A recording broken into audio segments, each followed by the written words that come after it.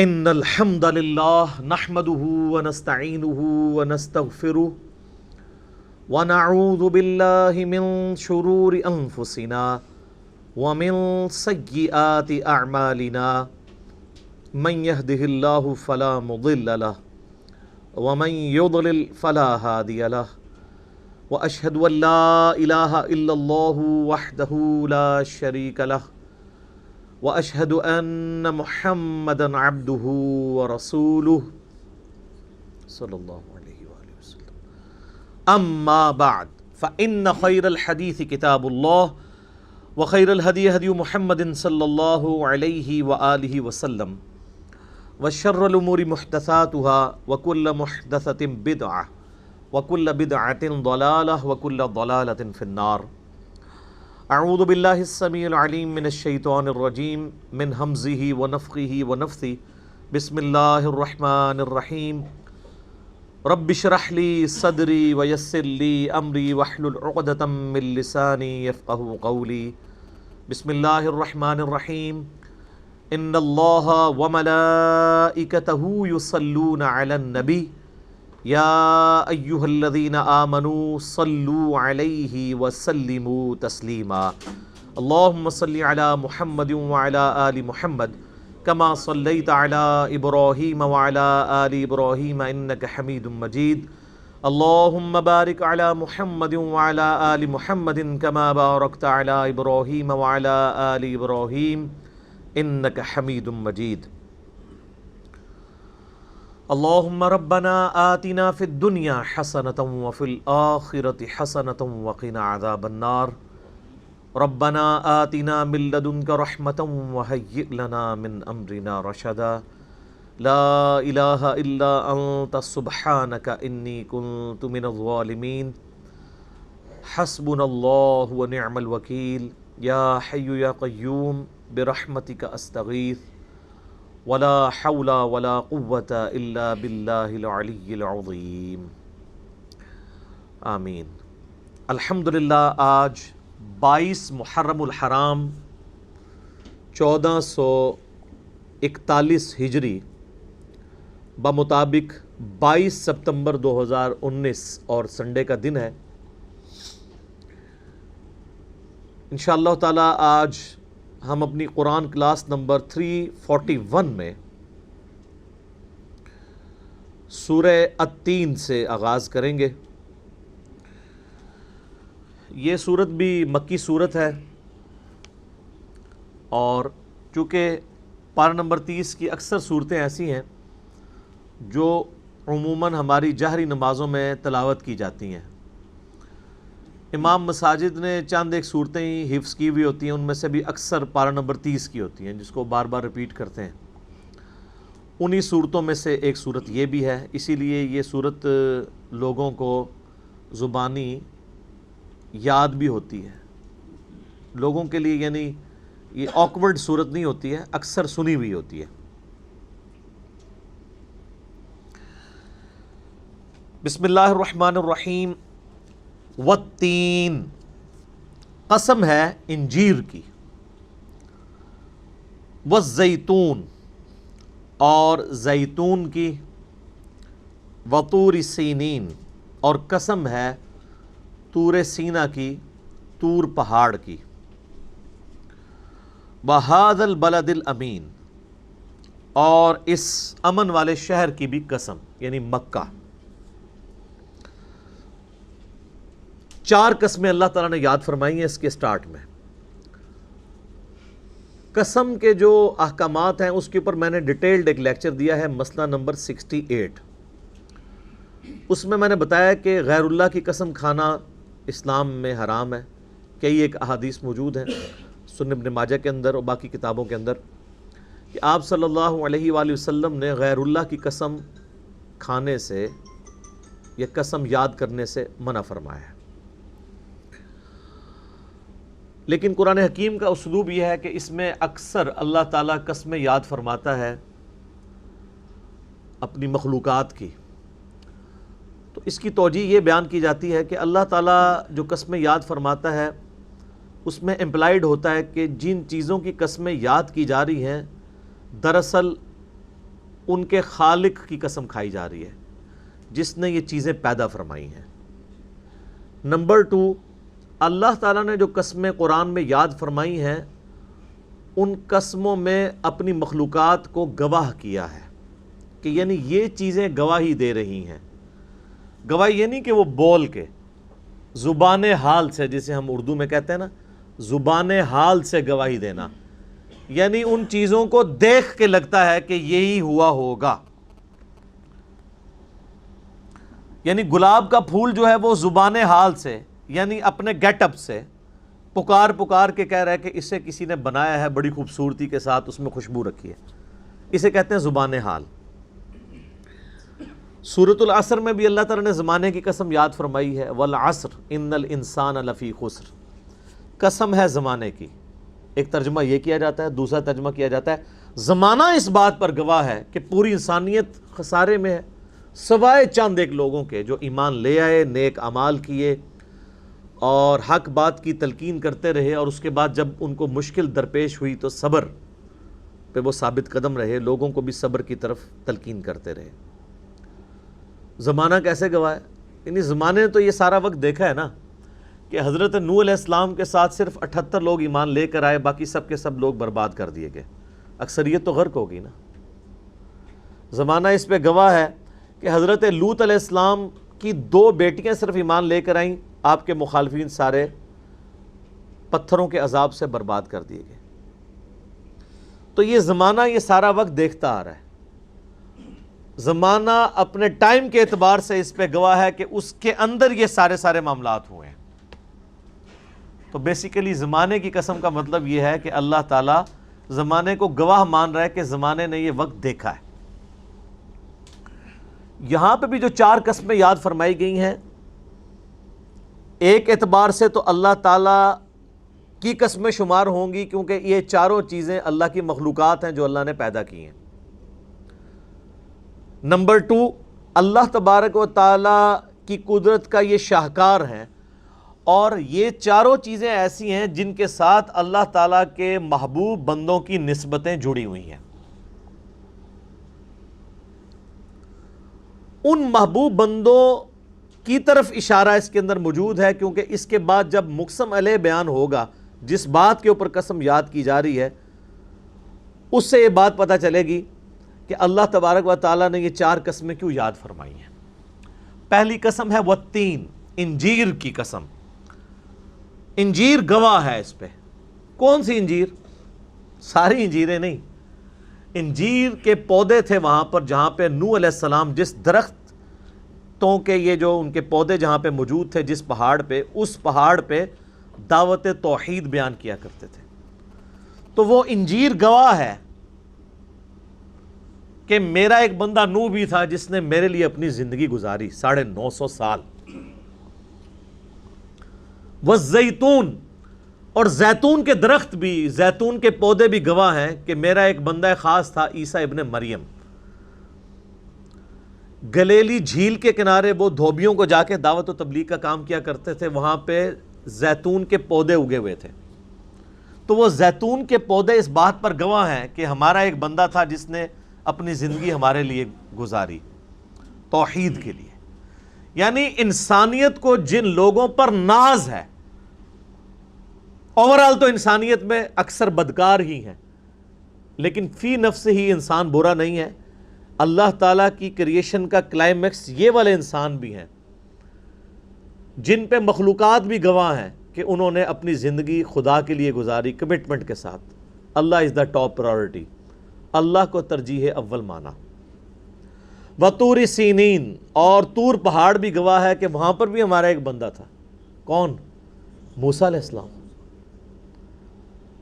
انسانیت کے ایک اعلیٰ ترین مرتبے پر وہ فائز ہوئے کہ اللہ تعالیٰ نے کوہ طور پر ان سے کلام فرمایا۔ وَكَلَّمَ اللَّهُ مُوسَىٰ تَكْلِيمًا، اللہ نے موسیٰ کے ساتھ کلام کیا جیسا کہ کلام کرنے کا حق ہے۔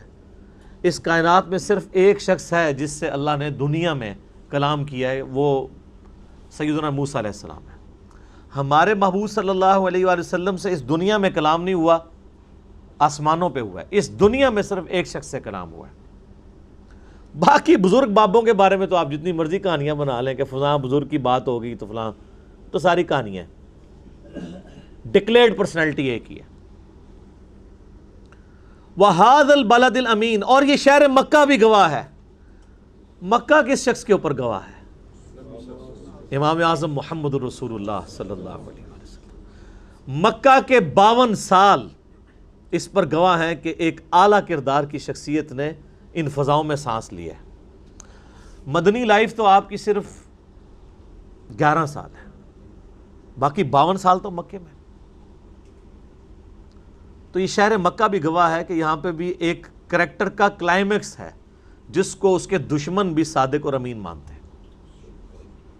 تو یہ 4 کی 4 قسمیں ان شخصیات کے ساتھ جڑی ہوئی ہیں کہ پوری انسانیت اگرچہ اپنی اکثریت کے اعتبار سے گمراہی کے راستے پر ہے، لیکن پھر بھی اللہ تعالیٰ نے اپنے ایسے بندے پیدا کیے ہیں جو اپنی زندگی خدا کے لیے گزارتے ہیں، چاہے وہ نوح علیہ السلام ہو انجیر کے درختوں کے پاس اللہ کی دعوت توحید بلند کرنے کے لیے، یا عیسیٰ ابن مریم ہو زیتون کے پودوں کے پاس گلیلی جھیل کے کنارے دھوبیوں تک اپنی دعوت پہنچانے والے۔ ان دھوبیوں کو بات سمجھ آ گئی۔ آپ دیکھ لیں کہ عمار ابن یاسر کو بات سمجھ آ گئی، ابو جہل کو سمجھ نہیں آئی۔ جو سمجھنا چاہے گا اس کو سمجھ آئے گی نا۔ اور چاہے وہ طور سینا پر ہم سے ملاقات کا شرف حاصل کرنے والے سیدنا موسیٰ علیہ السلام ہو، یا شہر مکہ میں بے داغ زندگی گزارنے والے سیدنا و مولانا امام اعظم محمد رسول اللہ صلی اللہ علیہ وآلہ وسلم ہو، یہ چاروں کی چاروں شخصیات اس بات پر گواہ ہیں، ان کا کریکٹر اس کے اوپر گواہ ہے۔ کس بات پہ؟ لَقَدْ خَلَقْنَا الْإِنسَانَ فِي أَحْسَنِ تَقْوِيمٍ، کہ ہم نے تو انسان کو بڑی بہترین اٹھان کے اوپر اٹھایا تھا، پیدا فرمایا تھا۔ انسان فی نفسہ ہی برا نہیں تھا، بڑی پرفیکشن تھی اللہ تعالیٰ نے اس کو جو بنایا، اگرچہ اس کے اندر اچھائی اور برائی دونوں کا مادہ رکھ دیا، فَأَلْهَمَهَا فُجُورَهَا وَتَقْوَاهَا، لیکن جو اچھائی اور برائی کی تمیز دی ہے، اگر اس کو کوئی یوز کر کے اللہ کے راستے پر آنا چاہے تو یہ ممکن ہے، جس پہ یہ 4 بڑے بڑے بندے تو گواہ ہیں جنہوں نے اپنی زندگی اللہ کے لیے گزاری۔ بے شک ہم نے انسان کو پیدا کیا ہر اعتبار سے اعتدال کے اوپر، بڑی پرفیکشن، اور انسان تو اللہ تعالیٰ کی کریشن کا کلائمیکس ہے جی۔ کائنات میں کوئی مخلوق انسان جیسی نہیں ہے۔ اس روئے ارض پہ 2 ملین سپیشیز دریافت ہو چکی ہیں ابھی تک، انسانوں کی اور جانوروں اور پودوں کی 2 ملین، 20 لاکھ سے زیادہ سپیشیز ہیں، اور ایک ایک سپیشیز کی تعداد آگے اربوں میں ہے۔ انسان ہی 7.5-8 ارب ہونے والے ہیں، باقی آپ مخلوقات تو چھوڑ دیں۔ ان ساری مخلوقات میں چاہے وہ پودے ہوں، چاہے جانور ہوں یا اور مخلوقات ہوں، اللہ تعالیٰ کی کریشن کا کلائمیکس وہ انسان ہے۔ وَمَا خَلَقْتُ الْجِنَّ وَالْإِنسَ إِلَّا لِيَعْبُدُونَ، اسی لیے اللہ نے فرمایا میں نے جنوں اور انسانوں کو اپنے لیے پیدا کیا ہے کہ وہ میرے تابع فرمان رہیں، میری عبادت کریں، صرف مجھے مانے نا، میری مانے۔ جنوں اور انسانوں کے علاوہ ہر مخلوق چاہتے ہوئے یا نہ چاہتے ہوئے اللہ کی اطاعت میں ہے، بغاوت نہیں کر سکتی۔ جنوں اور انسانوں کو اختیار ہے، اس اختیار کو استعمال کر کے چاہے تو بغاوت کی زندگی گزاریں، چاہے تو تابع فرمان ہو جائے، لیکن پھر اینڈ ایک جیسا ہونے والا نہیں ہے، اینڈ مختلف ہوگا۔ یہ باپ کی مرضی ہے، اِنَّا هَدَيْنَاهُ السَّبِيلَ اِمَّا شَاكِرًا وَإِمَّا كَفُورًا، ہم نے تو ہدایت کا راستہ دکھا دیا، اب تمہاری مرضی ہے، چاہے شکر گزاری کی روش اختیار کرو، خواہ ناشکری کی روش اختیار کرو۔ ہم نے جو راستہ دکھانا تھا وہ دکھا دیا، اب تمہاری مرضی ہے۔ تو انسان کو ہم نے پیدا تو بہت زبردست کیا تھا، اپنی کریشن کا کلائمیکس بنایا تھا۔ اب اگر سائنٹیفکلی آپ چیزیں دیکھنا شروع کریں، انسان کے اندر جو اللہ نے کوالٹیز رکھی ہیں وہ تو نہ ختم ہونے والی چیزیں ہیں، آپ گھنٹوں اس کے اوپر بول سکتے ہیں۔ لیکن یہاں پہ چونکہ روحانی پہلو ڈسکس ہو رہا ہے کہ اللہ نے انسان کو اپنے لیے بنایا تھا، ساری کائنات انسان نے اللہ کے لیے بنائی ہے اور انسان کو اپنے لیے بنایا۔ بڑی بہترین اٹھان پہ سے اٹھایا تھا، لیکن ثم رددناہ اسفل سافلین، اس کے بعد یہ پست ترین حالت کی طرف لوٹا دیا جاتا ہے۔ اس کے دو معنی ہو سکتے ہیں، ایک تو فزیکل معنی ہے کہ انسان جوانی تک پہنچتا ہے اور الٹیمیٹلی بڑھاپے کی رذیل عمر کو پہنچ جاتا ہے،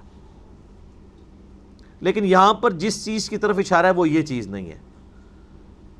یہاں پہ اشارہ اس چیز کی طرف ہے کہ اللہ نے انسان کو بنایا تو بہت زبردست تھا، وہ اللہ کا راستہ اختیار کر سکتا تھا، لیکن وہ خود ہی گراوٹ کے اندر جا کے گر جاتا ہے۔ ثم رددناہ اسفل سافلین، لیکن سارے نہیں گرتے، الا الذین آمنوا، سوائے ان لوگوں کے جو ایمان لے آئے، وعملوا الصالحات، اور نیک اعمال اختیار کر لیں، وہ ان کی استثناء موجود ہے۔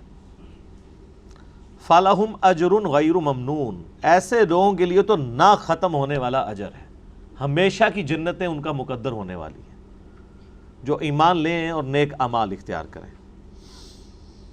فَمَا يُكَذِّبُكَ بَعْدُ بِالدِّينِ،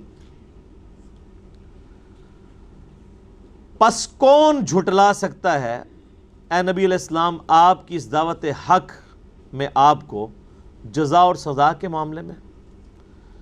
یعنی اللہ تعالیٰ نے اس کائنات کو ایک مقصد کے لیے پیدا کیا ہے، یہ تو ہو ہی نہیں سکتا کہ اس کا اینڈ جزا اور سزا کے سلسلے میں نہ ہو، کہ دنیا میں جس نے گناہ کی زندگی گزاری ہے اس کا بھی انجام وہی ہو اور نیکوکاری کی زندگی گزارنے والے کا بھی انجام وہی ہو، یہ تو ہو ہی نہیں سکتا۔ کیوں؟ الیس اللہ باحکم الحاکمین، کیا اللہ سب حاکموں سے بڑا حاکم نہیں ہے؟ تو کیا مطلب ہوا اس بات کا کہ دنیا میں معمولی سا حاکم بھی یہ ڈیسیژن کرتا ہے کہ اپنے ماننے والوں کو نوازتا ہے اور اپنے نافرمانوں کو سزا دیتا ہے، تو اللہ تعالیٰ تو سب سے بڑا حاکم ہے، تو اس کا الٹیمیٹ نتیجہ یہ ہے کہ وہ بھی اپنے تابع فرمان لوگوں کو جنت دے گا اور اپنے نافرمانوں کو جہنم میں ڈالے گا۔ اللہم اجرنا من النار، آمین۔ الیس اللہ باحکم الحاکمین۔ اب دیکھیں ہمارے امام مسجد، ہمارے قراء،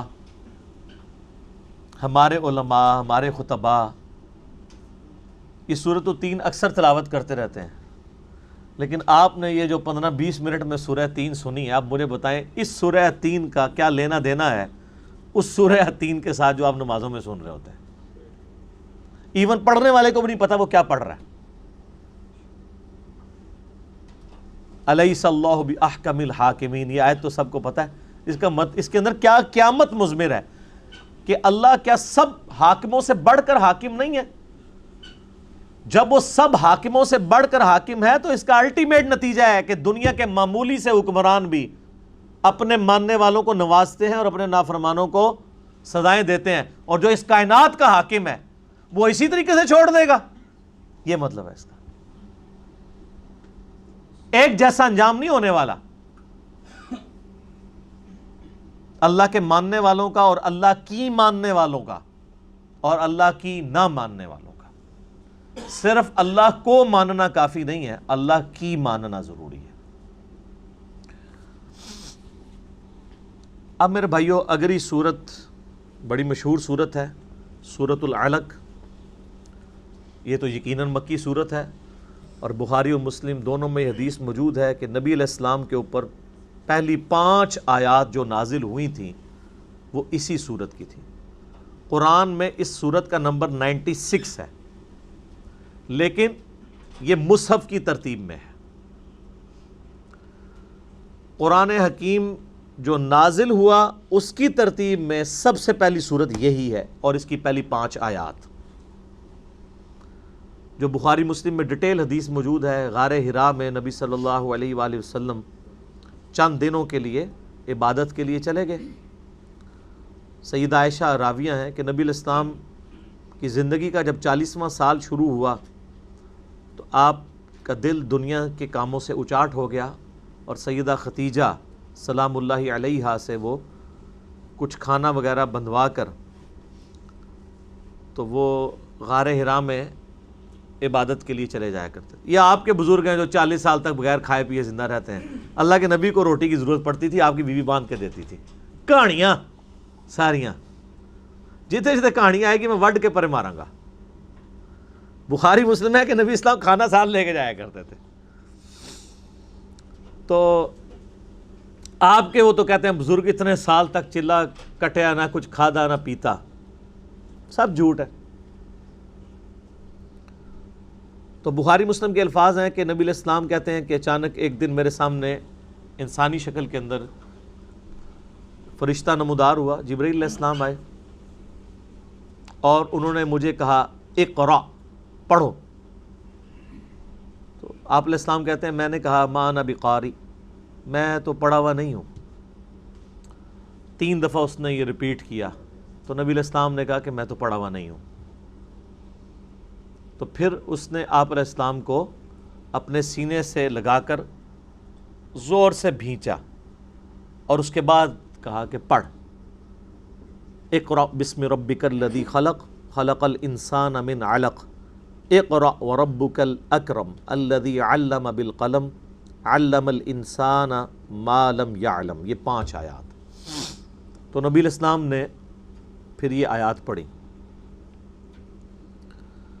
اب اس میں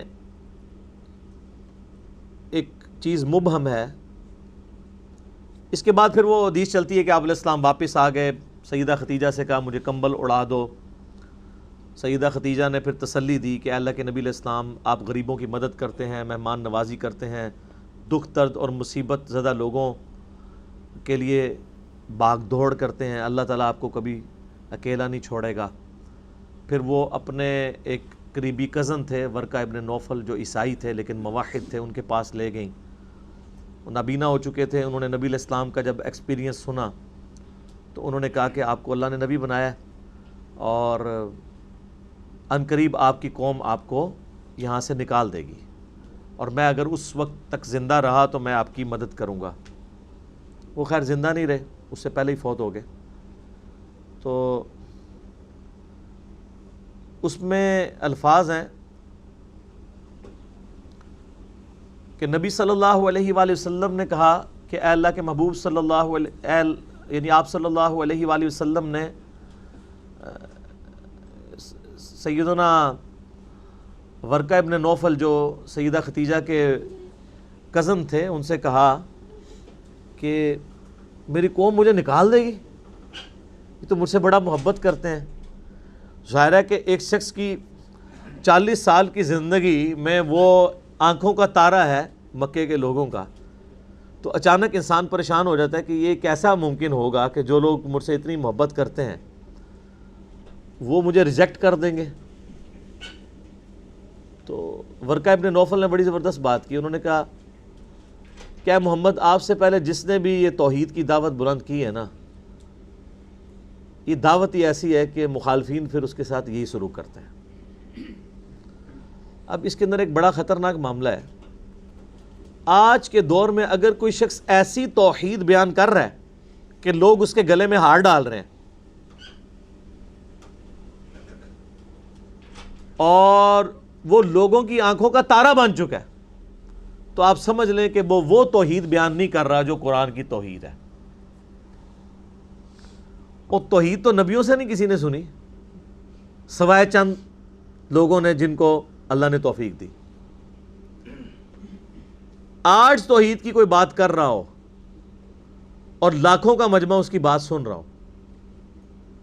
اور لوگ تعریف کر رہے ہوں, تو وہ توحید وہی بیان کر رہا ہوگا کہ جو توحید ہندو بھی مانتے ہیں.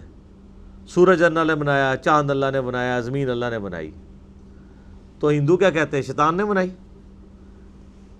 عیسائی کیا کہتے ہیں فرعون نے بنائی, یہودی کیا کہتے ہیں نمرود نے بنائی. نہیں, سارے کہتے ہیں اللہ نے بنائی. لیکن جیسے ہی وہ یہ کہے گا نا کہ اللہ کے علاوہ کسی کو مدد کے لیے نہیں پکارنا,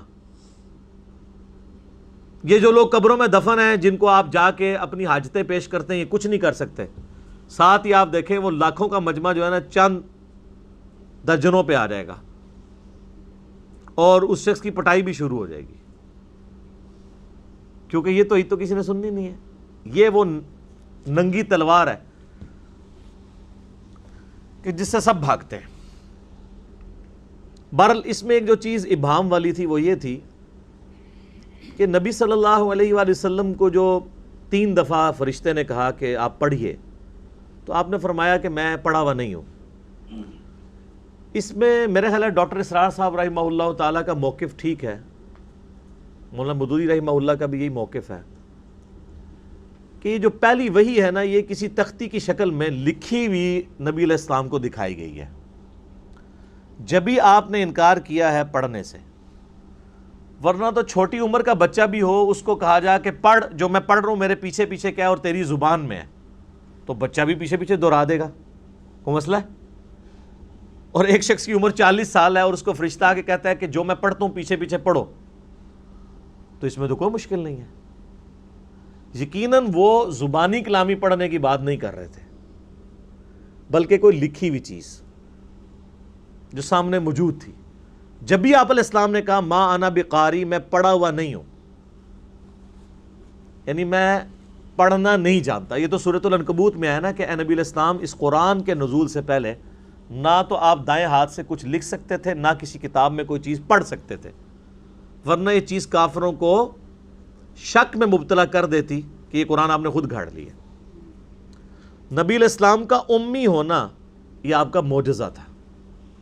جبھی تو آپ نے جب یہ کلام پیش کیا ہے تو بڑے بڑے شعراء نے اپنے کلام پھاڑ دیے ہیں. کیوں؟ کہ یہ بڑا نفیس کلام ہے. اور اگر اس کے اندر یہ چیز ہوتی کہ آپ علیہ السلام کبھی کسی شاعر کی شاگردگی آپ نے اختیار کی ہوتی یا کسی فلاسفر کے پاس بیٹھے ہوتے تو لوگ کہہ دیتے کہ 40 سال سے بیٹھا تھا، کچھ تو سیکھ لیا ہوگا. حالانکہ آپ علیہ السلام تو بھیڑ بکریاں چرایا کرتے تھے. یا بالکل جب آپ کی شادی ہوئی تو پھر کوئی تجارت کا کام کیا. آپ علیہ السلام کا لکھنے پڑھنے کے ساتھ کبھی کوئی تعلق نہیں رہا، اور یہ اللہ تعالیٰ نے انٹینشنلی کیا تاکہ آپ علیہ السلام کی نبوت کی دلیل اسے بنایا جائے. ہمارا پڑھا لکھا نہ ہونا ہمارا عیب ہے، نبی علیہ السلام کا پڑھا لکھا نہ ہونا آپ کی خوبی ہے، جو ریکوائرمنٹ تھی. یہ بات مشکل سے سمجھ آئے گی لیکن آپ کو میں آسان مثال سے بیان کر دیتا ہوں. ڈاکٹر اقبال کا شاعر ہونا ان کی خوبی ہے، لیکن نبی علیہ السلام کا شاعر ہونا آپ کی خوبی نہیں ہے. قرآن میں ہے وَمَا عَلَّمْنَاهُ الشِّعْرَ وَمَا يَنبَغِي لَهُ، ہم نے اس پیغمبر کو شعر کہنا نہیں سکھایا اور نہ یہ ان کی شان کے لائق تھا. تو ہم تو شاعروں کی بڑی تعریف کرتے ہیں، لیکن اللہ فرما رہا ہے ہمارے نبی کی شان نہیں تھا. کیونکہ اگر آپ شاعر ہوتے تو لوگ کہتے کہ شاعر تو تھا ہی تو اس نے کلام لکھ لیا ہوگا. ویسے بھی قرآن کے اندر ایک ردم پایا جاتا ہے، آپ کو پتا ہے، ڈیوائن میوزک ہے، آیات ملتی جلتی ہیں، اگرچہ ان کے وہ وزن اتنے نہیں ہیں. آزاد نظم والا سٹائل ہے جس طرح ہم کہتے ہیں، مصرے چھوٹے بڑے ہیں، لیکن بہرحال اس میں رب تو ہے. الرحمن علم القرآن خلق الانسان علمہ البیان، یہاں بھی تو ہے نا ربط، ہر صورت کے اندر ربط ہے. اور یہ ربط رکھا ہے اس لیے تاکہ اس کا ٹیسٹ فیل ہو. اگر یہ عام نثر کے انداز میں ہوتی نا تو اس کا مزہ ہی کوئی نہیں تھا. عربیوں کے لیے کوئی انجوائمنٹ نہیں تھی، اجمیوں کے لیے بھی نہیں تھی. اور دوسرا اس میں چوری نہیں ہو سکتی.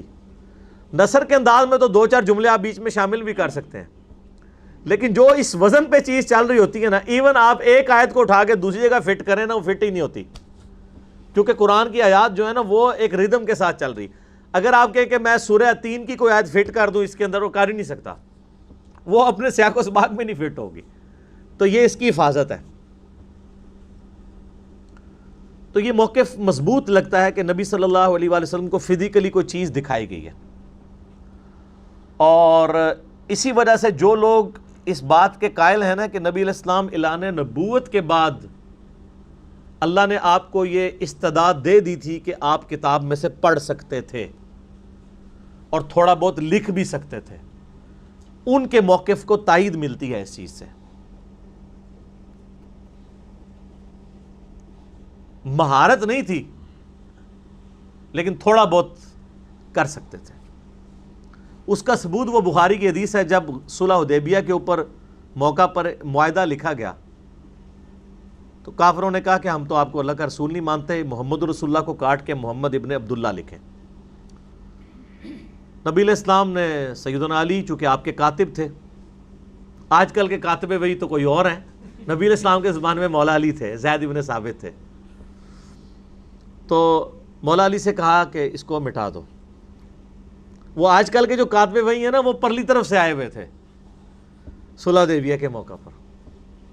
تو مولا علی نے کہا یا رسول اللہ میں آپ کا نام نہیں کاٹوں گا.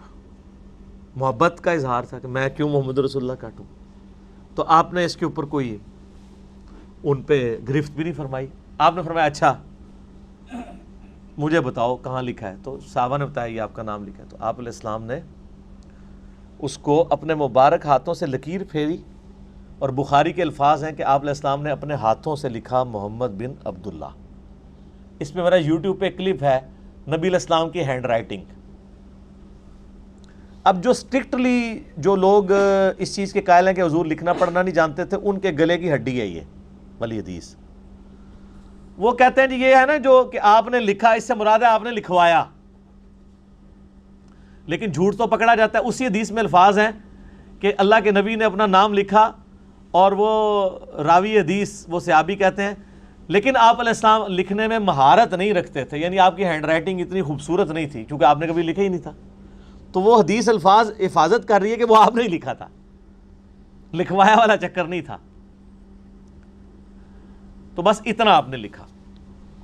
تو جو لوگ اس چیز کے قائل ہیں نا کہ اعلان نبوت کے بعد آپ لکھنا پڑھنا جان گئے تھے، اللہ نے آپ کو یہ معجزہ دے دیا تھا، تو یہ بات سمجھ میں آتی ہے. اس کا انکار یعنی دلائل کے ساتھ کرنا ناممکن ہے.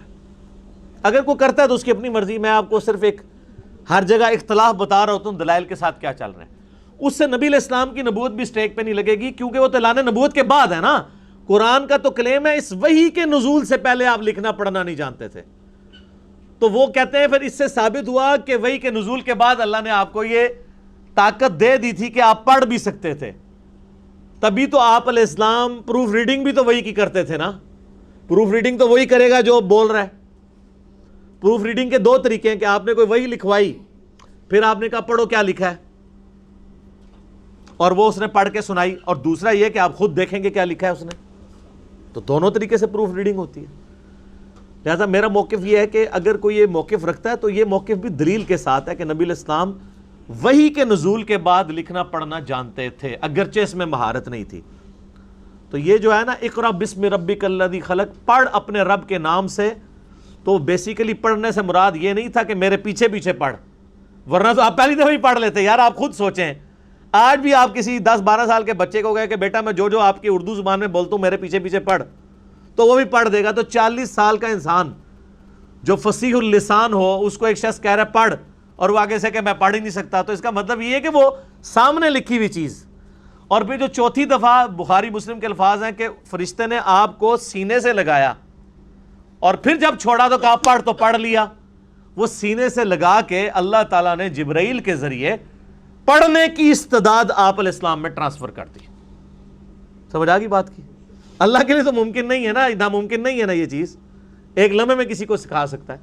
اسی لیے تو میں بار بار کہتا ہوں کہ آپ کہتے ہیں نا ہمارے بزرگ جو ہیں وہ کشف کے ذریعے دل کا حال جان لیتے ہیں، تو اللہ تعالیٰ ان کو 2 منٹ میں سکھا دے. میں اپنا میکینیکل انجینئرنگ کا فارمولہ لکھ کے دیتا ہوں، کوئی دنیا کا بابا اس کو دیکھ کے پڑھ کے بتا دے، کہتے ہیں دل کے حال جان لیتا ہے. یہ تو سارے ٹھوس ہو جاتے ہیں.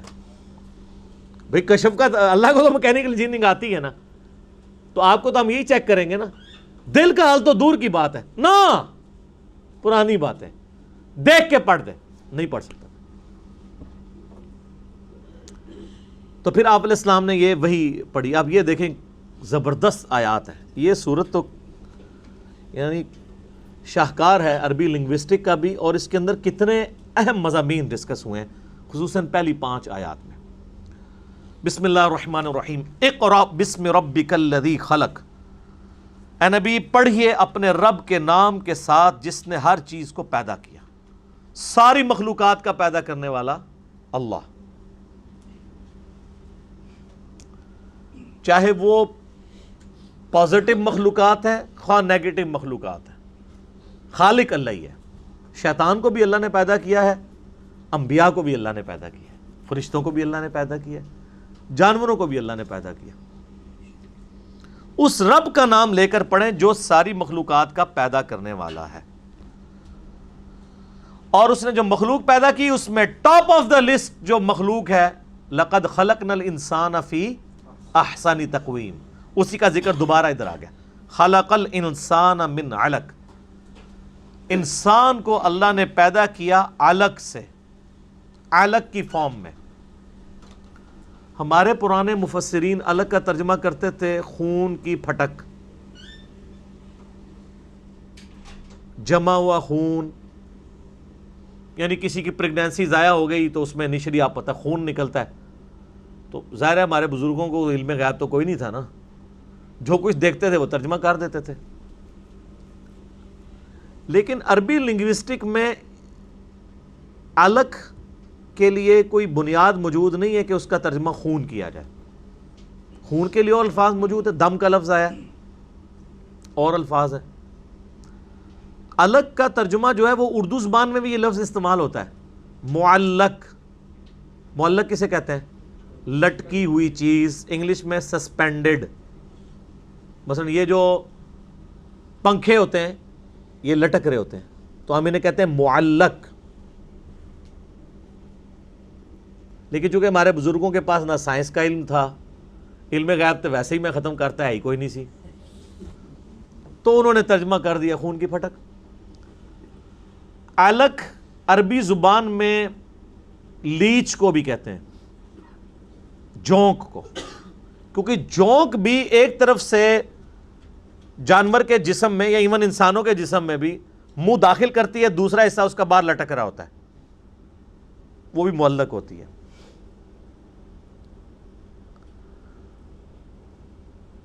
اور تیسرا ترجمہ اگر کسی نے خون کی پھٹک کرنا ہے تو وہ ضرور کر لے۔ بہرحال یہ قرآن کا معجزہ ہے کہ یہ تینوں معنی بیک وقت علق لفظ کے اندر موجود ہے۔ پروفیسر کیتھ مور مسلمان ہوئے تھے اسی بات کے اوپر، اور انہوں نے باقاعدہ کتاب بھی لکھی، اور انہوں نے کہا مجھے یہ بات ماننے میں کوئی آر نہیں ہے کہ قرآن کا سورس ڈیوائن ہے، کیونکہ جس پیریڈ آف ٹائم میں ہسٹری کے اندر قرآن نازل ہوا ہے انسان کو یہ بات نہیں پتہ تھی۔ یہ تو 1980 کے بعد، 1980 کے بعد لوگوں کو پتہ چلا ہے الیکٹرانک مائکروسکوپ کے ذریعے کہ جو ایمبریو ماں کے پیٹ میں جب انیشل شکل میں ہوتا ہے جنین،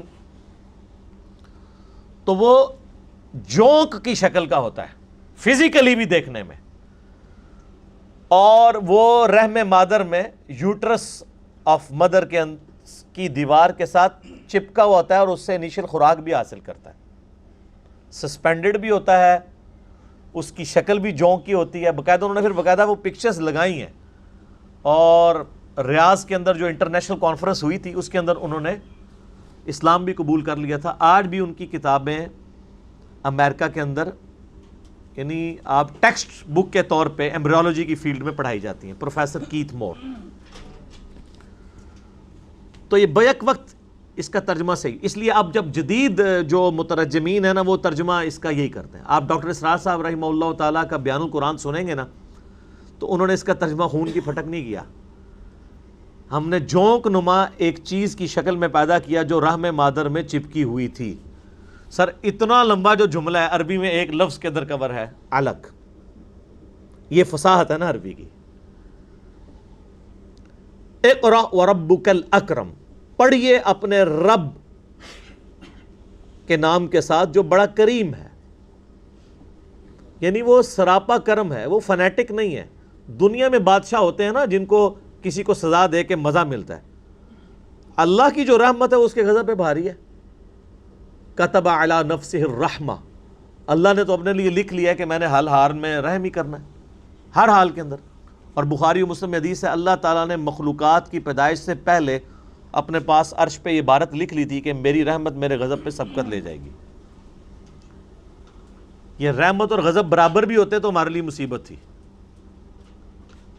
اللہ کی رحمت اس کے غضب پر سبقت لے جانے والی، یعنی اللہ آخری درجے تک انسانوں کو ڈھیل دیتا ہے۔ تو یہاں اللہ کا تعارف کروایا جا رہا ہے وہ تو بڑا کرم کرنے والا ہے، ہم تو مائل با کرم ہیں، کوئی سائل ہی نہیں۔ آپ کرم سمیٹنے والے تو ہوں، وہ بخشش، معافی، جنت دے کر خوشی محسوس کرتا ہے، کسی کو عذاب دے کر خوشی محسوس نہیں کرتا، جیسا کہ اس کی شان کے لائق ہے۔ الذی علم بالقلم، وہ ہے جس نے قلم کے ذریعے علم سکھایا ہے۔ سر یہ جو قلم ہے نا، یہ اللہ کے معجزات میں سے ایک معجزہ ہے. پوری انسانی ہسٹری کا جو علم ہے وہ قلم کے ذریعے سیو ہوا ہے. آپ اندازہ لگائیں اس کی امپورٹنس کا کہ اللہ تعالیٰ نے قرآن حکیم میں پہلی 5 آیات جو نازل کی اس میں اس قلم کا ذکر ہے.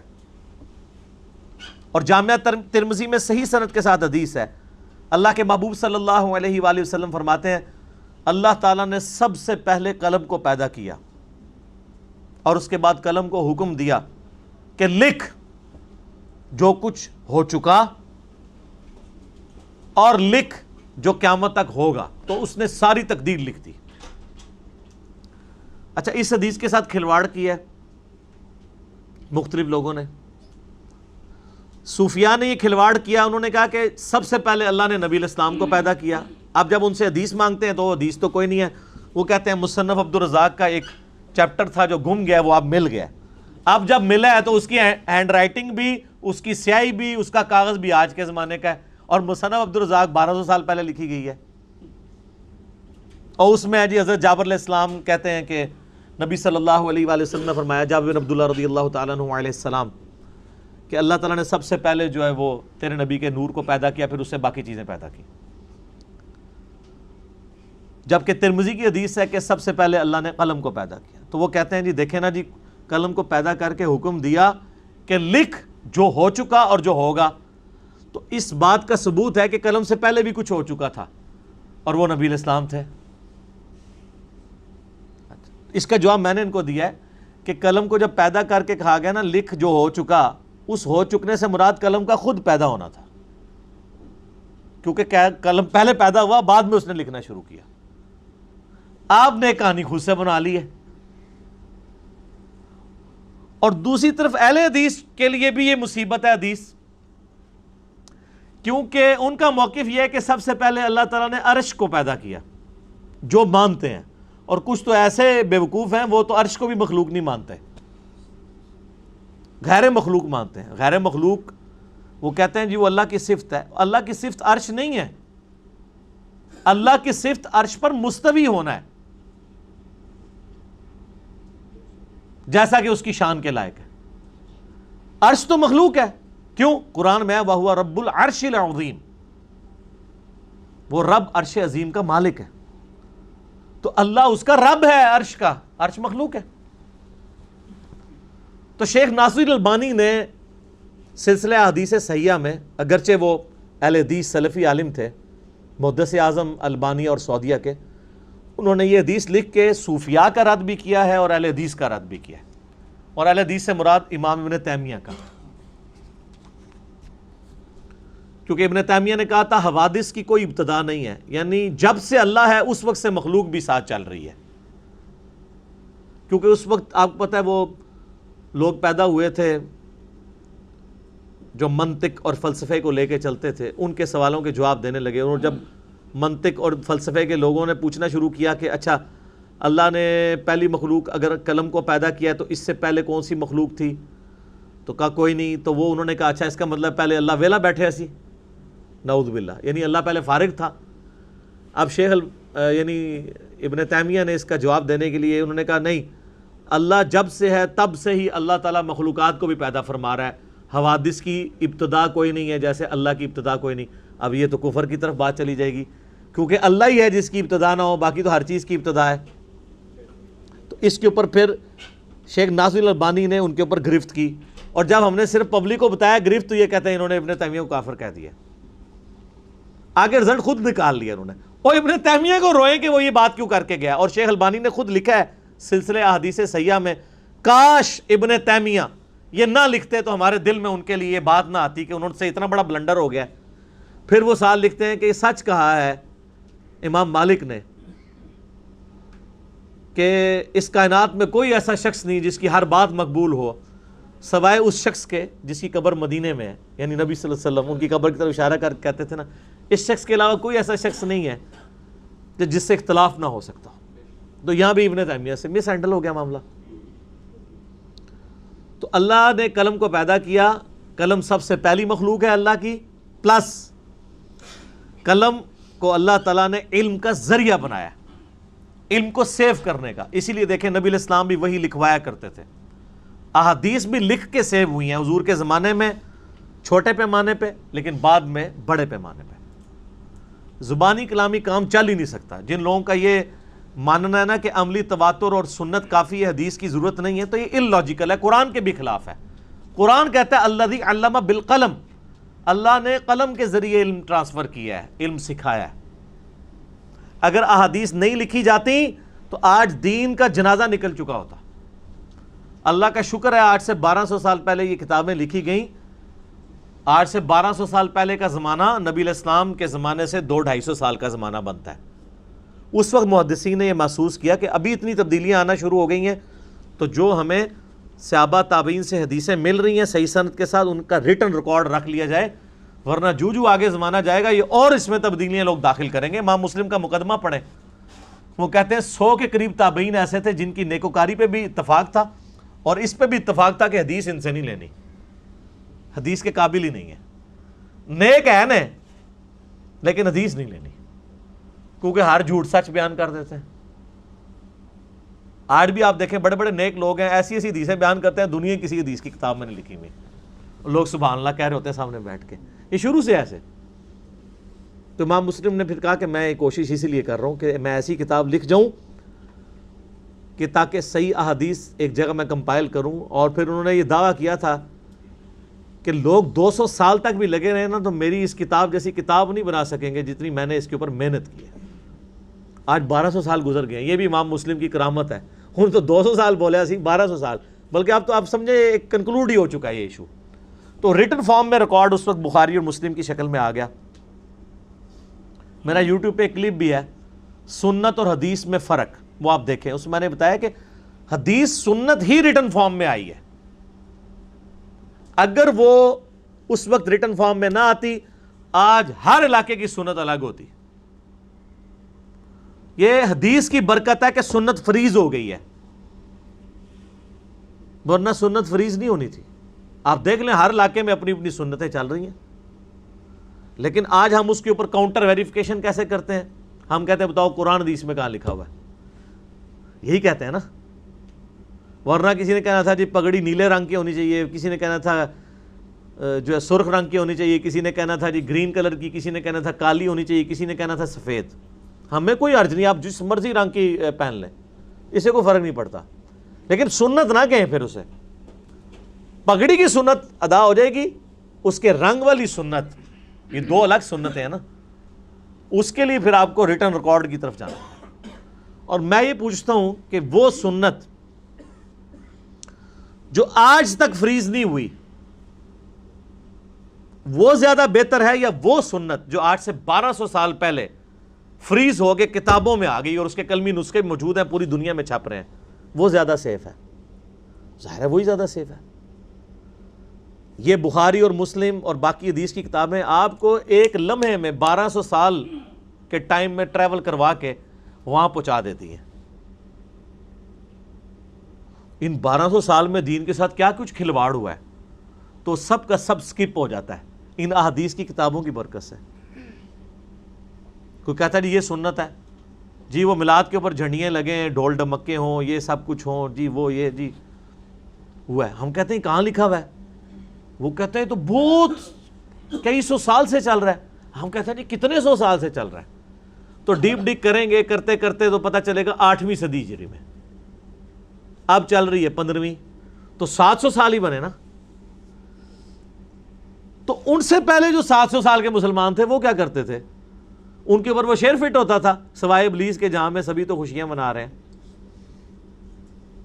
کہتے ہیں اس زمانے میں تو کوئی نہیں تھا, اس لیے آپ دیکھیں ان کو حدیث کی کتابوں میں یہ والی چیزیں ملتی نہیں ہیں, اسی لیے وہ چور پکڑا جاتا ہے. اگر حدیث کی کتابیں نہ ہوتے تو یہ 8ویں صدی بھی نہ کہتے, یہ کہتے شروع سے ہی چل رہا ہے. اب شروع والی کتابیں تو فریز ہیں, وہاں تو ہے کچھ نہیں, تو ان کو ماننا پڑتا نہیں, بعد میں ہی ہوا ہے. تو جو چیز بعد میں ہوئی ہے تو وہ اس کے لیے, اس کی امپورٹنس کے لیے اتنی کافی ہے کہ وہ بعد میں ہوئی ہے. تو یہ جو اکثر پھر شور مچاتے ہیں, یہ پرانے بزرگوں کو دیکھیں نہ, پرانیاں گلاں, پرانے بزرگ نہ کہا کرو, درمیانے بزرگ. پرانے بزرگ تو یہ ہیں آپ کہتے ہیں علی بن عثمان حجویری، تو وہ پرانے نہیں ہیں، آپ کے لیے نزدیک پرانے ہیں نا، 465 ہجری میں فوت ہوئے ہیں، ان سے پہلے 450 سال کے مسلمان ہیں، وہ پرانے ہیں۔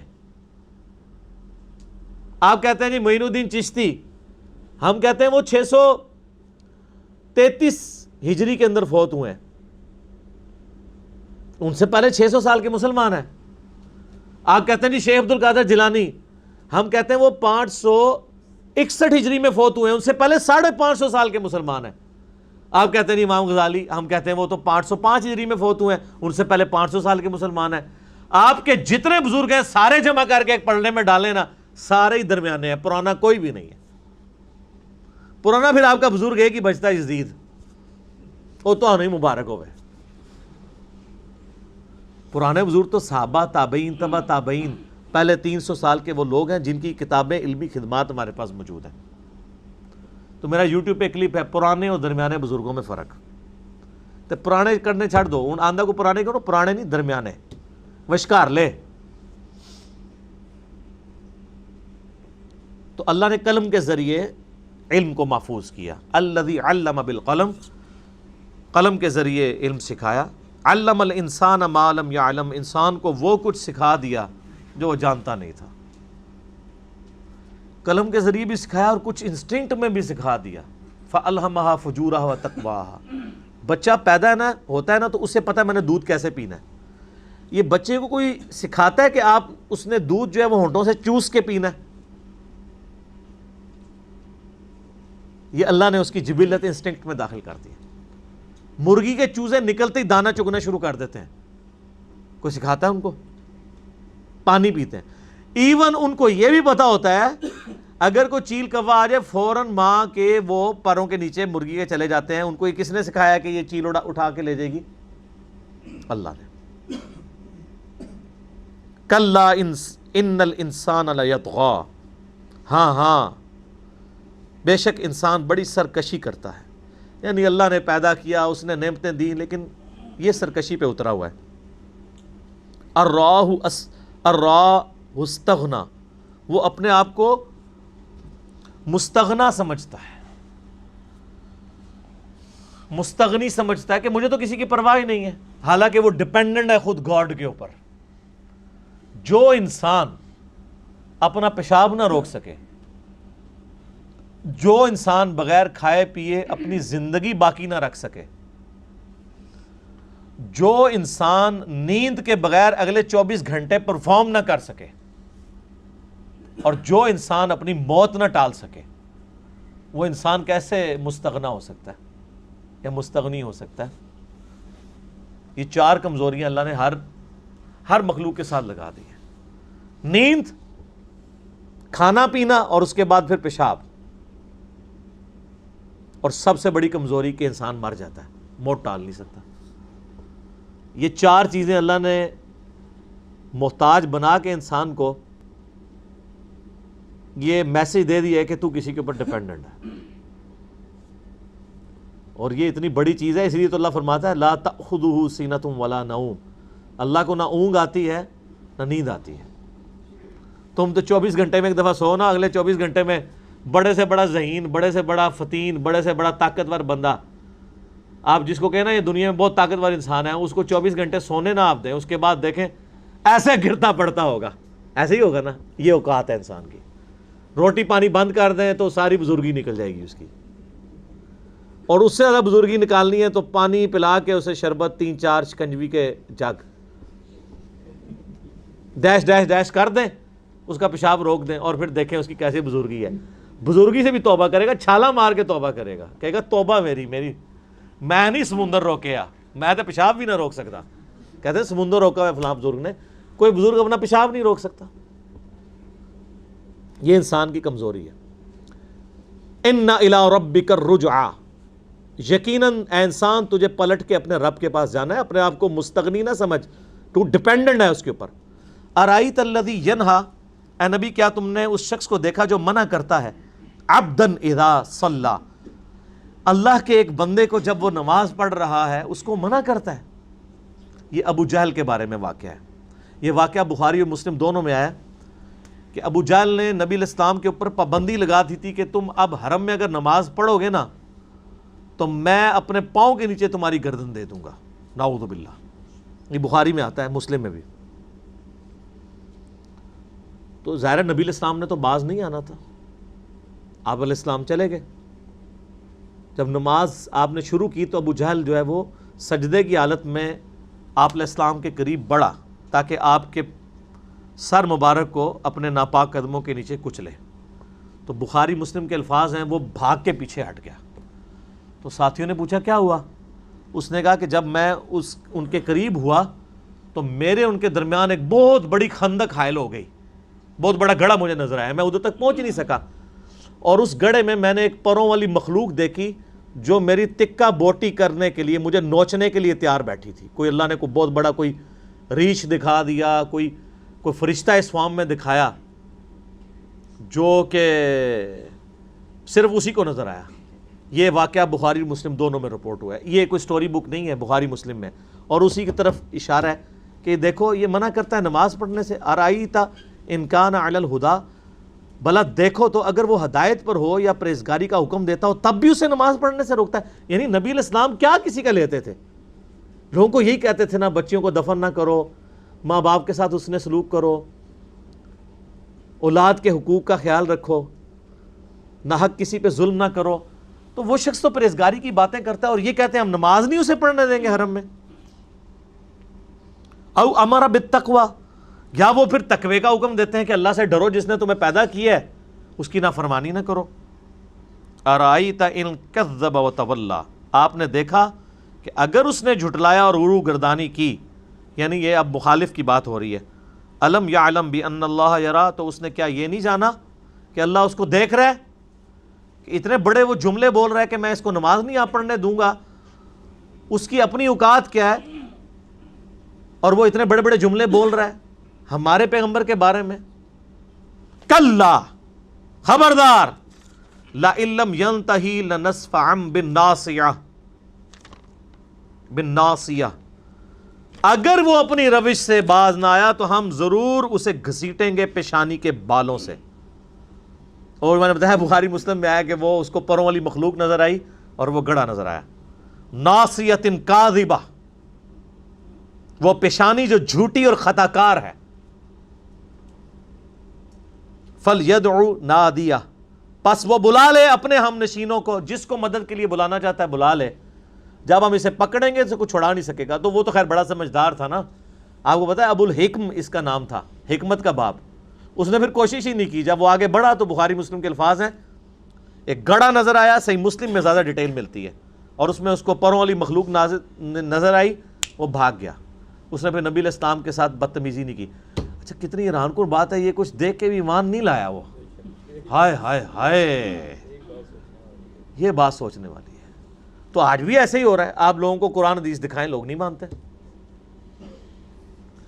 تو پھر پریشان نہ ہوا کریں. پیغمبر کی موجودگی میں سمجھانے والا پیغمبر ہو, دکھانے والا اللہ ہو, پھر بھی بات سمجھ نہ آئے تو ہم اگر کسی کو بخاری مسلم سے نماز کا طریقہ دکھا دیں اور وہ نہ مانے, کوئی ٹینشن والی بات نہیں ہے.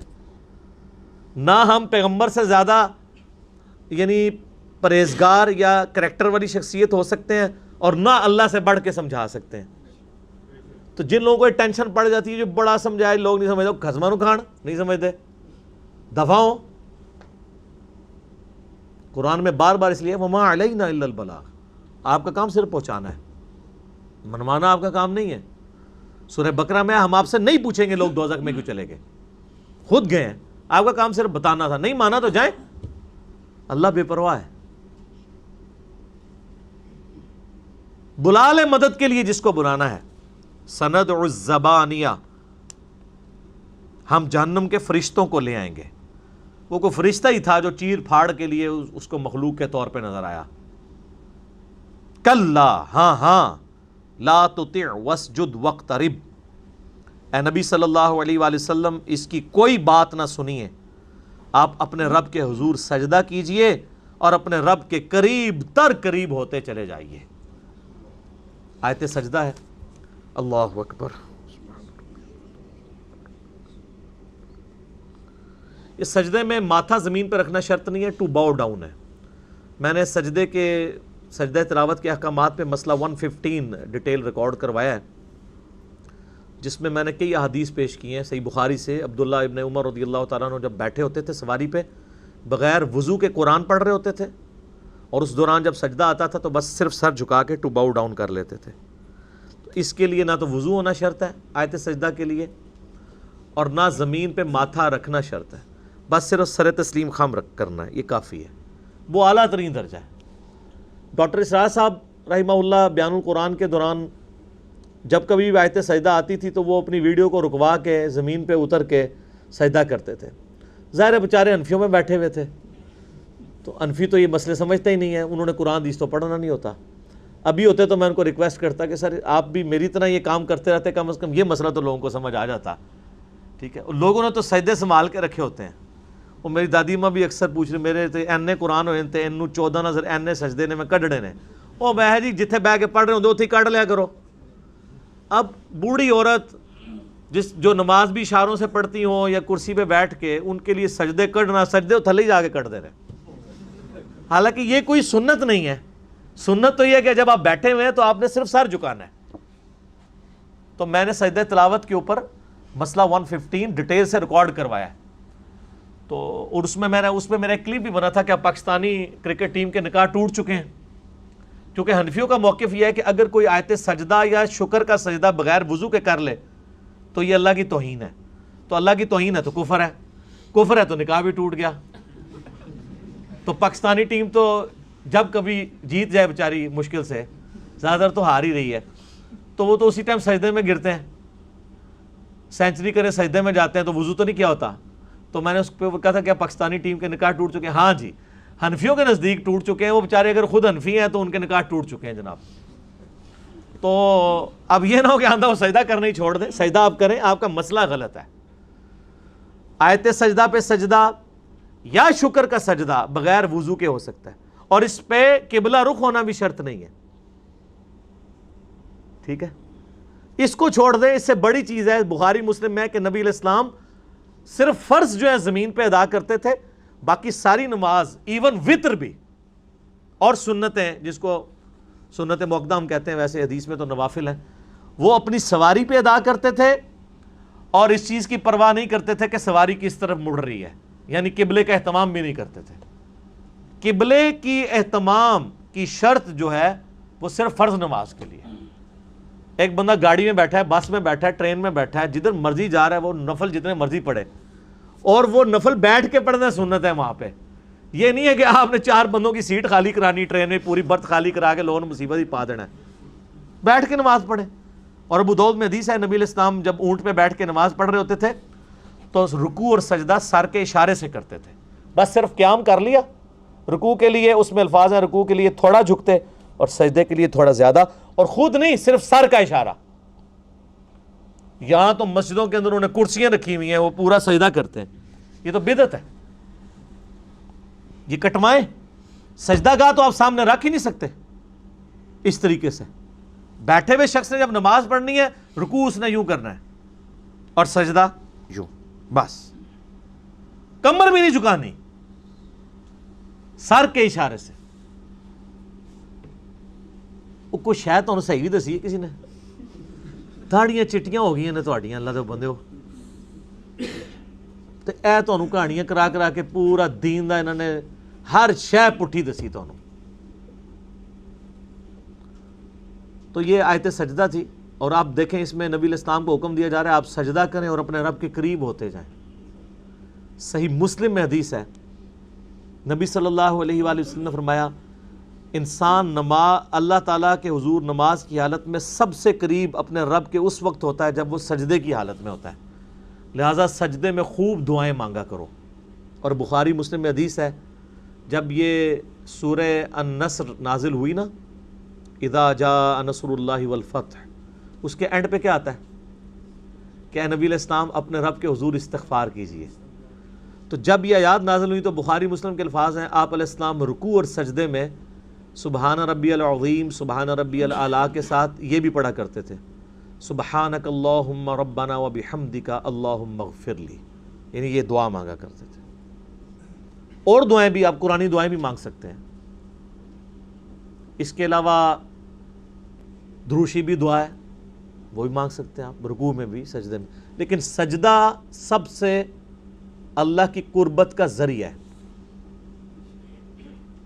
صحیح مسلم میں حدیث ہے، ایک صحابی نبی علیہ السلام کو تہجد کے وقت وضو کروایا کرتے تھے، سیدنا ربیہ. ایک دفعہ اللہ کے محبوب صلی اللہ علیہ وآلہ وسلم نے فرمایا سل ربیہ، ربیہ مانگ کیا مانگتا ہے؟ وہ بھی تیار بیٹھے اسی جگہ، یا رسول اللہ جنت میں آپ کا پڑوس مانگتا. اس کائنات میں اگر سب سے بڑی کوئی چیز مانگی جا سکتی ہے نا، جس کو مانگنا حلال ہے، وہ یہی ہے.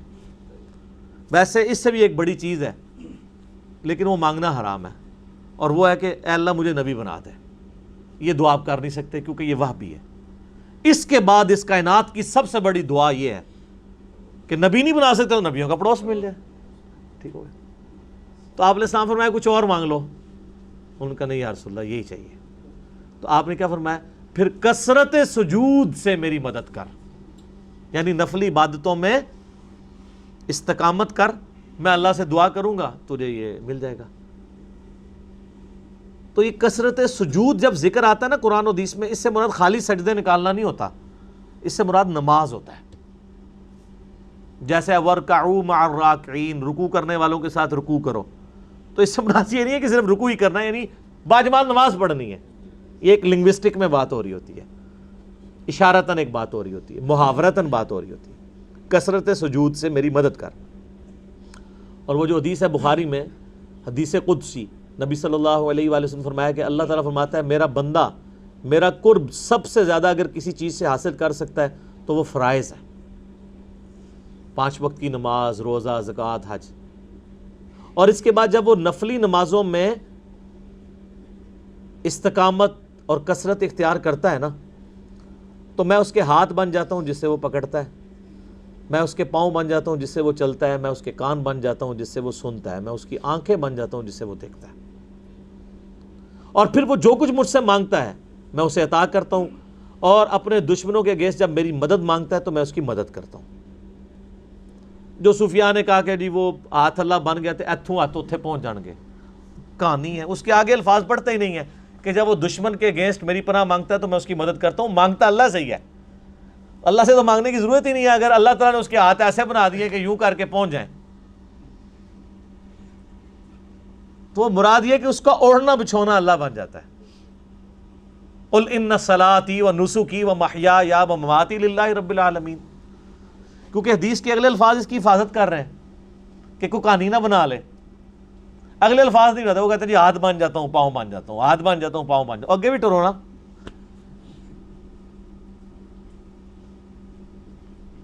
اور اس کے پھر اینڈ پہ الفاظ ہیں کہ مجھے کسی کام میں تردد نہیں ہوتا. یعنی اللہ فرماتا ہے میں کسی کام میں ہچکچاہٹ، ریلیکٹنس محسوس نہیں کرتا سوائے ایک کام کے، جب مجھے اپنے نیک بندے کو موت دینی پڑتی ہے تو اس پہ میں بھی ریلیکٹنسی کا شکار ہو جاتا ہوں. کیوں؟ میرا بندہ زندگی کو محبوب رکھ رہا ہوتا ہے اور میں اسے اپنے پاس بلانا چاہتا ہوں. یا ایتھا النفس المطمئنہ ارجعی الی ربک راضیۃ مرضیہ فادخلی فی عبادی وادخلی جنتی. زندہ رہنے کی خواہش تو اللہ نے رکھی ہے نا جی، چاہے کوئی پیغمبر ہے تو چاہے کوئی فرعون ہے، زندہ رہنے کی خواہش ہر شخص میں ہے. اور یہ اللہ نے اس لیے رکھی ہے، ورنہ تو لوگ چھوڑ چھاڑ کے سب کچھ بیٹھ جائیں. آپ دیکھتے ہیں میت ہوتی ہے نا 3 دن، پہلے 3 دن کیا پہلے دن تو ایسا لگ رہا ہوتا ہے کہ دوبارہ یہ یہاں پہ کوئی زندگی میں کوئی خوشی کی ایکٹیویٹی نہیں ہوگی، لیکن آہستہ آہستہ آہستہ آہستہ ہر چیز نارملائز ہو جاتی ہے. کیوں؟ وہ اللہ نے انسان کے اندر ہی کوالٹی رکھی ہے. دنیا کا نظام نہیں اللہ نے چلانا. اس کی سائنٹیفک ریزن بھی ہے، اللہ نے رکھی ہے کہ دماغ کے نئے خلیے پیدا ہونا شروع ہوتے ہیں، آہستہ آہستہ یاداشت مدم پڑتی ہے. ورنہ پہلے دن جو کنڈیشن ہوتی ہے آپ کے قریبی ریلیٹیو کے مرنے پہ، اگر یہ کنڈیشن ہمیشہ رہے تو آپ دنیا کو کام نہیں کر سکتے. صحابہ کرام نے رومن اور پرشین امپائر یرموک اور قاسیہ میں کہاں سے گرانی تھی اگر وہی حالت ان کی رہتی جو نبی علیہ السلام کی وفات کے دن تھی. لیکن کنڈیشن وہ بھی ڈائلیوٹ ہو گئی. تو اس سے بڑا تو غم نہیں آ سکتا نا انسان کی زندگی میں، وہ بھی اللہ نے غلط کر دیا. انا للہ و انا الیہ راجعون. یہ تکلیف بھی اس کی طرف سے آئی تھی، اسی کی طرف لوٹ کے چلی جائے گی، ہم بھی اس کی طرف سے آئے اسی کی طرف لوٹ کے چلے جائیں گے. تو وہ جو حدیث میں ہاتھ باندھ جاتا ہوں پاؤں باندھ جاتا ہوں، اس میں میرا یوٹیوب پہ کلپ بھی ہے، میں ہاتھ باندھ جاتا ہوں پاؤں باندھ جاتا ہوں، تو وہ آپ دیکھ لیجئے گا. تو اس حدیث میں بھی ہے کہ جو نوافل میں یعنی کثرت سجود کرتے ہیں تو اللہ کے قرب کا ذریعہ ہے. وَاسْجُدْ وَاقْتَرِب. آیت سجدہ میں آپ جتنی دفعہ آیت تلاوت مرضی کریں، ایک نشست میں سجدہ ایک ہی دفعہ کرنا ہے، اور یہ سجدہ واجب نہیں ہے، سنت ہے. اگر کوئی نہیں کرے گا گناہگار نہیں ہوگا. بخاری مسلم میں ایسی حدیث ہے صحیح بخاری کے اندر کہ نبی علیہ السلام نے کئی بار آیت سجدہ کی ہے اور اس کے اوپر سجدہ نہیں کیا. یہ واجبیت کے درجے میں نہیں ہے. اور قرآن کے 14 سجدے نہیں ہیں، 15 ہیں. ویسے ہر قرآن میں 15 لکھے ہوتے ہیں. سورہ حج کے اندر 2 سجدے ہیں، لیکن وہ دوسرے سجدے کے آگے لکھا ہوتا ہے عند الشافعی. تو میرا ایک معصومانہ سوال ہے کہ امام شافعی تو پیدا ہوئے ہیں 150 ہجری میں، فوت ہوئے ہیں 204 ہجری میں. پہلے 150 سال کے جو مسلمان تھے ان کے پاس قرآن میں کیا لکھا ہوا تھا؟ ہائے ہائے ہائے. اور اگر وہ پہلے 150 سال کے قرآن میں سجدہ نہیں لکھا تھا اور امام شافعی نے آ کے داخل کیا ہے تو پھر قرآن محفوظ کیسے ہے نا؟ ان مسئلہ حل کرو. او میرے بھائی، امام شافعی کے ابا جی، ان کے دادا جی کی پیدائش سے پہلے کی حدیثیں موجود ہیں کہ سورہ حج کے اندر 2 سجدے ہیں. حدیثیں تو نبی علیہ السلام کی ہے نا، یہ آپ علیہ السلام کی احادیث کے اندر موجود ہے. جامعہ ترمذی کے اندر وہ والی سند تو کمزور ہے، اور باقی کتابوں میں آپ کو مضبوط اسناد ملیں گی. میں نے وہ مسئلہ 115 میں سارے حدیثوں کے نمبر بتائے ہیں. یہ تو نبی علیہ السلام نے سورہ حج میں 2 سجدے کیے ہوئے ہیں. تو وہ امام شافعی کا سجدہ نہیں ہے، وہ نبی صلی اللہ علیہ وآلہ وسلم نے سجدہ تعلیم فرمایا. اور آپ وہ آیات بھی پڑھ کے دیکھ لینا تو آیات کا اسلوب بھی بتا رہا ہے کہ وہ آیت سجدہ ہے. جو میں نے کہا نا قرآن کا ایک خاص اسلوب ہے، وہ اسلوب حفاظت کرتا ہے. یہ میں آپ کو وہ سجدہ بتانے لگوں جو سجدہ نہیں کرتے نا. پارہ نمبر 17 کا آخری صفحہ ہے. آپ کا جو پیج ہے 342، یہ آیت نمبر ہے 77. 342 یہ بلو والا قرآن ہے. 17 نمبر پارے کا آخری صفحہ ہے، اس کے اینڈ پہ پہنچ جائیں تو یہ آیت آ رہی ہے، یا ایھا الذین آمنوا ارکعوا واسجدوا. اے ایمان والو، رکوع کرو، سجدے کرو، واعبدوا ربکم، اور اپنے رب کی عبادت کرو. فافعلوا الخیر لعلکم تفلحون، اور ہر نیکی کا کام کرتے رہو تاکہ تم کامیاب ہو جاؤ. اس میں تو حکم ہے، اس کا ترجمہ آپ دیکھ لیں. رکوع کرو، سجدہ کرو، عبادت کرو. یہ اپنے اسلوب میں بتا رہا ہے کہ اللہ تعالیٰ نے تینوں چیزیں ایک جگہ جمع کی ہیں، رکوع، سجدہ اور عبادت. تو آپ دیکھیں اس کے ساتھ لکھا ہے نا سجدہ عند الشافعی، لکھے ہے نا. اے جو سجدہ جڑے حنفی نہیں جے کرتے، اے 15واں سجدہ ہے. اور آج جو ہم نے سجدہ کیا ہے نا، یہ قرآن کا آخری سجدہ تھا سورۃ العلق کے اندر. اب کوئی سجدہ نہیں آئے گا انشاءاللہ. اب نیکسٹ اب قرآن شروع کریں گے پھر شروع سے. تو پہلا سجدہ جا کے وہ سورۃ الاعراف میں آتا ہے 9ویں پارے کے اندر، اور آخری جو ہے پارہ نمبر 30 میں سورۃ العلق میں. یہ سجدہ ہے جو یہ مس کرتے ہیں. سورہ حج میں آلریڈی ایک سجدہ موجود ہے، یہ دوسرا سجدہ ہے. اور سورۃ الحج کی یہ فضیلت ہے کہ اس میں 2 سجدے آئے ہیں. تو یہ عند شافعی نہیں ہے. تو میں نے بلکہ وہ شیعہ کا بھی چھپا ہوا قرآن دیکھا نا، تو وہ سیم یہی قرآن چھپا ہے، ادھر بھی عند شافعی لکھا ہوا تھا. تو میں نے کہا یار آپ لوگوں کو تو چلو سنیوں کو تو ویسے ہی کوئی مت نہیں ہے، آپ لوگوں کو تو سمجھ ہونی چاہیے کہ یار امام شافعی سے پہلے امام جو ہیں وہ امام باقر گزرے ہیں، امام جعفر گزرے ہیں. آپ فقہ جعفری ان کی طرف منسوب کرتے ہیں. امام جعفر کے بیٹے تھے امام موسیٰ کاظم. امام موسیٰ کاظم کے صحابی ہیں حضرت امام شافعی. یہ صحابی وہ والا نہیں، یعنی صحبت کرنے والے. تو آپ شیعہ سے اگر پوچھیں نا تو وہ تو حضرت علی کے صحبت کرنے والوں کو بھی کہتے ہیں یہ حضرت علی کا صحابی ہے، یہ امام حسین کا صحابی ہے، یہ امام زین العابدین کا صحابی ہے. تو ان سے پوچھیں کہ امام موسیٰ کاظم کے جو صحابی ہیں تو وہ آپ کو ٹاپ آف دا لسٹ صحابی جو بتائیں گے وہ امام شافعی ہیں. ٹھیک ہے، اسی لیے امام شافعی نے وہ شعر بھی کہا نا، ان کان رفضا حب آل محمد فلیشہد الثقلان انی رافضی. اگر بالفرض اہل بیت کی محبت کا نام رافضی ہونا ہے تو تم گواہ ہو جاؤ کہ میں رافضی ہوں. کیونکہ امام شافعی شاگرد تھے امام موسیٰ کاظم کے. امام موسیٰ کاظم کے والد ہیں امام جعفر, اور امام جعفر کے دو بیٹے تھے, امام اسماعیل اور امام موسیٰ کاظم. جو اثنا عشری شیعہ ہیں وہ امام موسیٰ کاظم کو مان رہے ہوتے ہیں, اور اسماعیلی وہ ہیں جو امام اسماعیل کو. یہ اسماعیل حضرت ابراہیم کے بیٹے نہیں ہیں, یہ امام جعفر کا بیٹا اسماعیل ہے. تو امام جعفر کی فقہ پہ آپ چل رہے ہیں. امام جعفر کے بیٹے کا صحابی ہے جس کا نام آپ نے لکھا ہوا ہے ادھر, تو آپ فقہ جعفریہ میں بتائیں نا یہ سجدہ ہے کہ نہیں عند شافعی, اور اس سے پہلے بھی نبی علیہ السلام سے. ہر چیز ہی کہانی چل رہی ہے بھائی جی. اب جب وہ کہانیاں ڈسکور ہوتی ہیں نا, وہ کہتے ہیں یار علی دے پٹھیاں گلاں کرتا ہے. میں پٹھیاں گلاں پٹھے کام تسی پا کے گئے ہو. میرا ایک یوٹیوب پہ کلپ بھی ہے, انجینئر محمد علی مرزا گندی مکھی.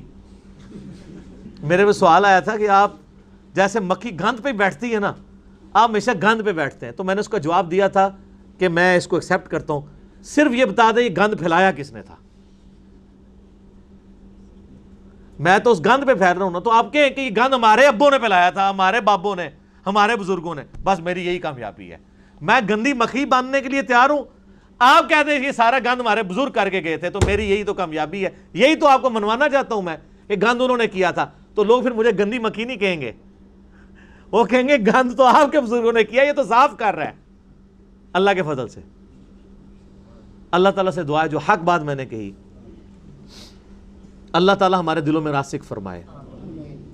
اگر جذبات میں میرے منہ سے غلط بات نکل گئی, اللہ تعالیٰ ہمارے دلوں سے معاف کر دے. ہمیں کتاب و سنت کی تعلیمات پر عمل کر کے دوسرے بھائیوں تک پہنچانے کی توفیق عطا فرمائے.